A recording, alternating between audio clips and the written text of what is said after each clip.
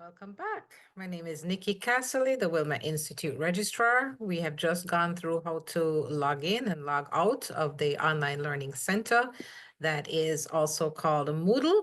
And now I'm going to share my screen and show you how to create or update your profile. So I'm going to use our test learner again, test 2025, because we are in 2025. And this is their password I'm putting in. You will already have your password. So here we are. My courses is where you go to find your course and the orientation module. To change your profile, you go to the top right where you see here, I'm going to make this bigger. You can make web pages bigger by clicking the plus sign while you hold down the control sign.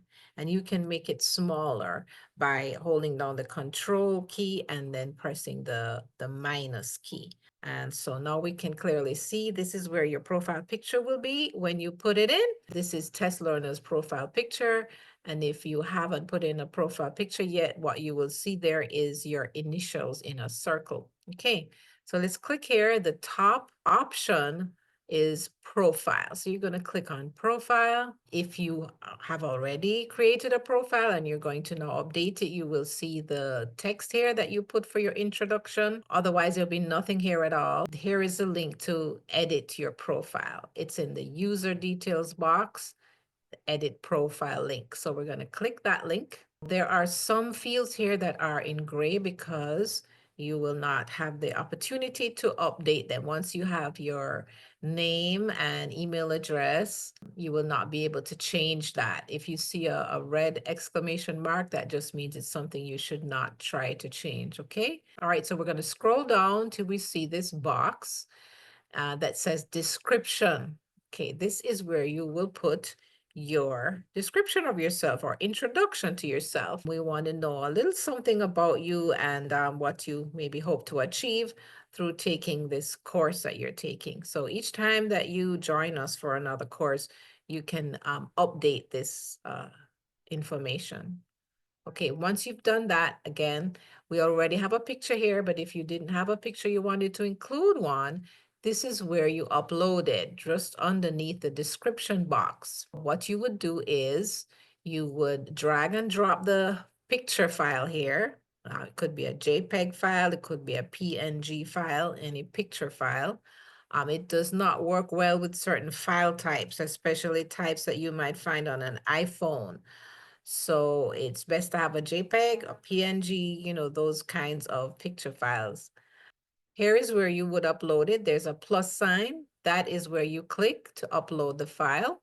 By default, you should come up with this file picker page that says upload a file. You're not going to use recent files or private files. We're going to choose the file, okay?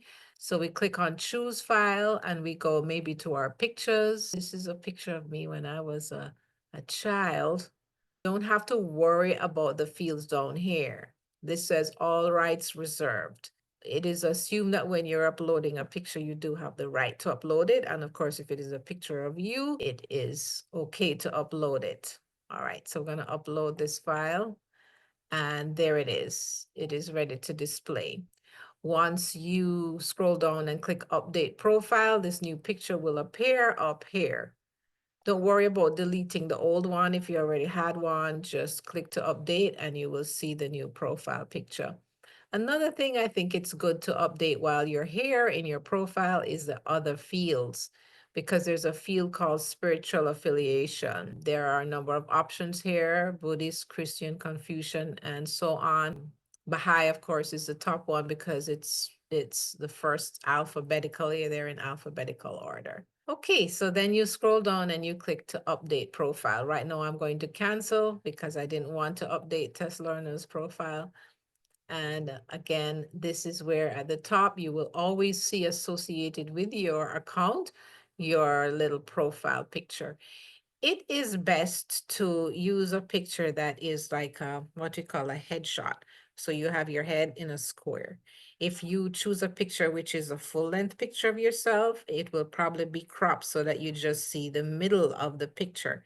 So it is great if you have a headshot that is fairly closely cropped so that we can clearly see your face. So that's how you create and update your profile. Don't forget to log out when you're finished. Thank you.